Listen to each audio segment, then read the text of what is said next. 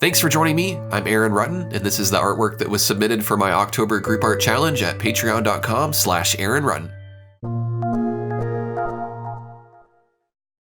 The theme for October, as chosen by the Patreon community, is starting with a black canvas.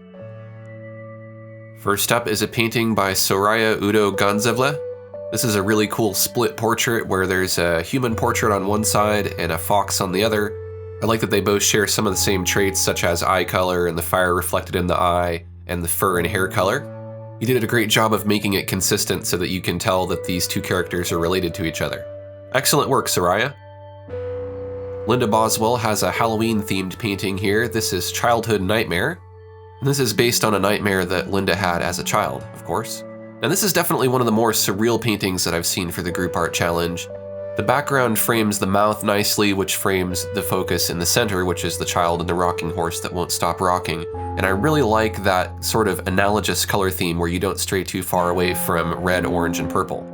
This is a very creative piece. I love it, Linda. Next, we have artwork by Susan Schwartz. This one's called Canna Can, and it's a canna plant. The way you did this is really interesting because the canna plant normally is a flowering plant and it has reddish flowers on it. You've outlined with colors rather than filled in with colors, which I think is really cool, and it creates kind of a negative space.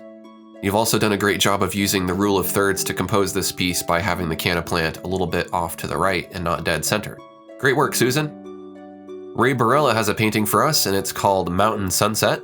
And starting with a black canvas really makes all of these bright, vibrant colors pop.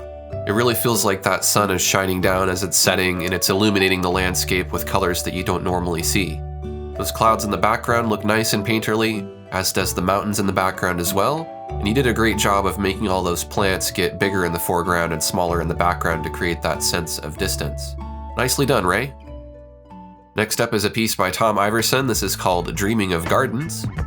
The symmetry of this piece is really nice, and I like all the bright colors that really stand out. It almost has kind of a neon glowing feel. Everything in this kind of looks like it's glowing. I especially like those fuzzy green parts along the edges of those flowers, which I think are thistles, but there's kind of gradients that go along the stroke that makes them look like they're glowing.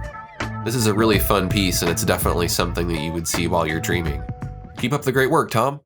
And our last submission is by George Metz. This is another Halloween-themed piece starting with a black canvas. I really like the composition here. It makes you feel like you're kind of in a creepy bedroom with the light cutting through and illuminating the subject's face.